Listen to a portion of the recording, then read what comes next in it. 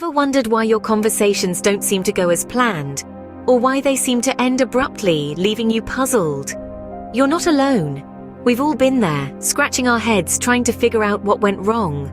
Often it boils down to the art of communication, a subtle dance of words, tones, and body language. It's the cornerstone of any relationship, be it romantic, friendly, or professional. But it's not as simple as it sounds. There's a fine line between being engaging and being annoying, between being interested and being intrusive. And crossing that line can lead to misunderstandings, awkward silences, or even the end of a budding relationship. So how do we avoid these pitfalls?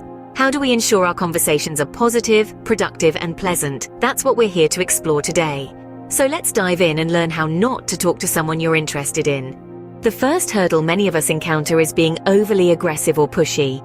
It's a common misconception that expressing strong interest or persistence is attractive. But here's the truth. It can come off as disrespectful and intimidating. Imagine you're in a conversation. You wouldn't appreciate if someone invades your personal space or keeps pushing their ideas despite your discomfort, right?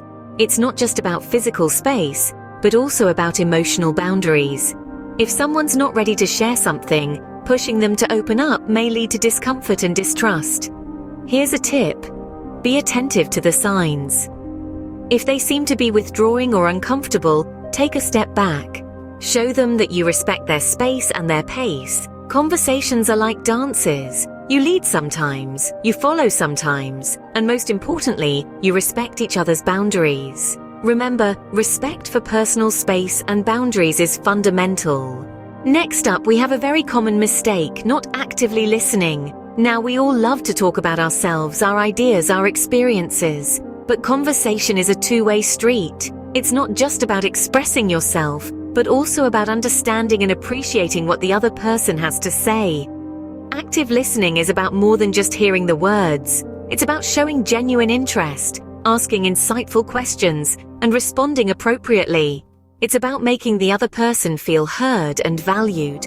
On the flip side, poor listening habits can come off as disrespectful or dismissive. Things like interrupting, not responding, or seeming distracted can make the other person feel unimportant or ignored. So when you're in a conversation, remember to listen as much as you talk, if not more. Show the other person that you're interested in what they have to say, not just in expressing your own thoughts. So make sure to keep your ears open and your mouth closed. Another pitfall to avoid is making inappropriate remarks or objectifying the person you're talking to. Understanding the difference between a sincere compliment and an inappropriate comment is crucial for maintaining a respectful conversation. A compliment should make the person feel good about themselves, not uncomfortable or objectified. For instance, saying something like, "You have a great sense of humor," shows your appreciation for their personality rather than their physical attributes. On the other hand, making comments that objectify them or are crude in nature can make the conversation awkward and disrespectful. It's also essential to be mindful of the topics you bring up.